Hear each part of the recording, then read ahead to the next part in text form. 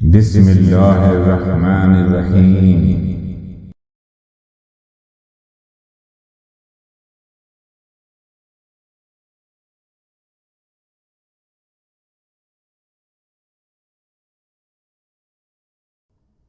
بسم اللہ الرحمن الرحیم۔ السلام علیکم دوستوں، میں ہوں روحانی عامل۔ میں خیریت سے ہوں اور امید کرتا ہوں کہ آپ سب بھی خیریت سے ہوں گے۔ آنے والی 23 کی طاق رات اور 25 کی طاق رات کو یہ وظیفہ کیا جا سکتا ہے۔ دوستوں، انہی طاق راتوں میں سے ایک رات ایسی ہے جو شب قدر ہے، جسے لیلۃ القدر بھی کہا جاتا ہے، جو 1000 راتوں سے بہتر ایک رات ہے۔ لیکن اس رات کا کسی کو بھی نہیں پتہ کہ لیلۃ القدر کون سی طاق رات کو ہے۔ بعض علماء کرام کے مطابق وہ طاق رات رمضان المبارک کی 27ویں شب کو ہے۔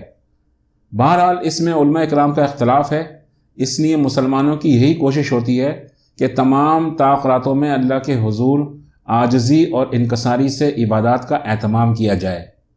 دوستوں، یہ وہی رات ہے جب فرشتے عرش بنی سے اتر کر آتے ہیں اور صدا لگاتے ہیں کہ ہے کوئی اللہ کا نیک بندہ جو اللہ سے مانگے۔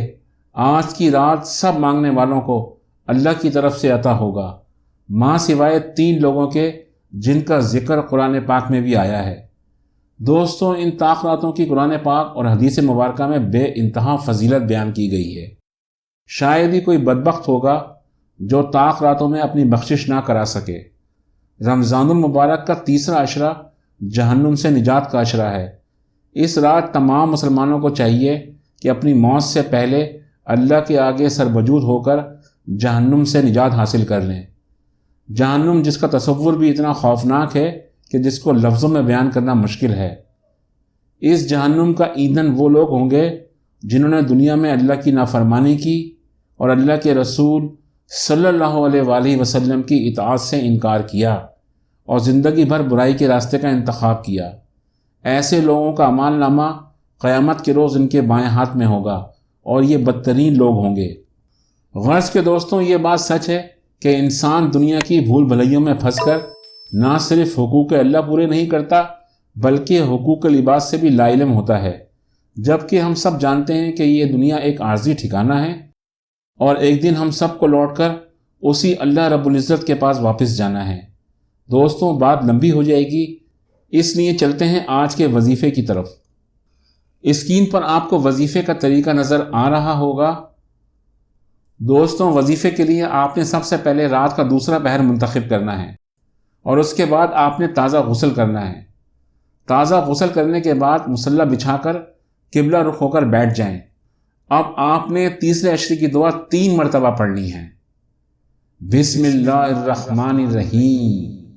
اللہم اجرنی من النار، اللہم اجرنی من النار، اللہم اجرنی من النار۔ اس کے بعد آپ نے 100 دانے والی تسبیح لے کر اس پر 1000 مرتبہ سبحان اللہ پڑھ کر تسبیح کو ایک طرف رکھ دینا ہے اور 2 رکعت نفل نماز اس طرح ادا کرنی ہے کہ اس کی پہلی رکعت میں سورہ فاتحہ کے بعد سورہ اخلاص 7 مرتبہ اور دوسری رکعت میں سورہ فاتحہ کے بعد سورہ اخلاص 14 مرتبہ پڑھنی ہے۔ بسم اللہ الرحمن الرحیم۔ قل هو اللہ احد اللہ الصمد لم یلد ولم یولد ولم یکن لہ کفوا احد صدق اللہ العظیم۔ سلام پھیر کر اب آپ نے 3 مرتبہ وہی دعا پڑھنی ہے۔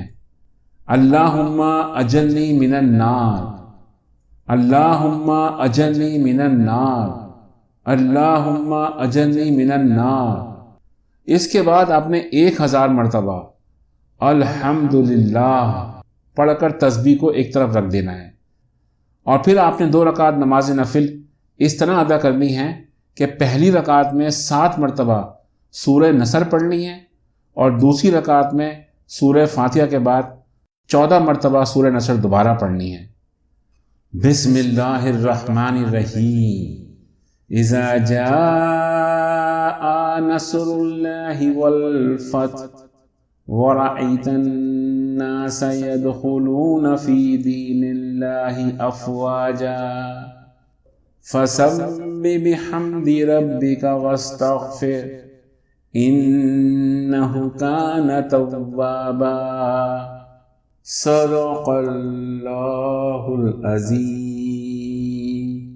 سلام پھیر کر آپ نے 1000 مرتبہ اللہ اکبر پڑھ کر اللہ پاک سے رو کر گڑ گڑا کر سب سے پہلے اپنے گناہوں کی معافی مانگنی ہے۔ اس کے بعد آپ کی جو بھی خواہش ہو اس کے لیے دعا مانگیں، انشاءاللہ بڑی سے بڑی خواہش بھی لازمی پوری ہوگی۔ دوستوں، امید کرتا ہوں کہ یہ وظیفہ آپ کو پوری طرح سمجھ میں آ گیا ہوگا۔ اس دعا کے ساتھ روحانی عامل کو اجازت دیجیے کہ اللہ اپنا رحم و کرم ہم سب پر ہمیشہ قائم و دائم رکھے، آمین ثم آمین۔ فی امان اللہ، اللہ حافظ۔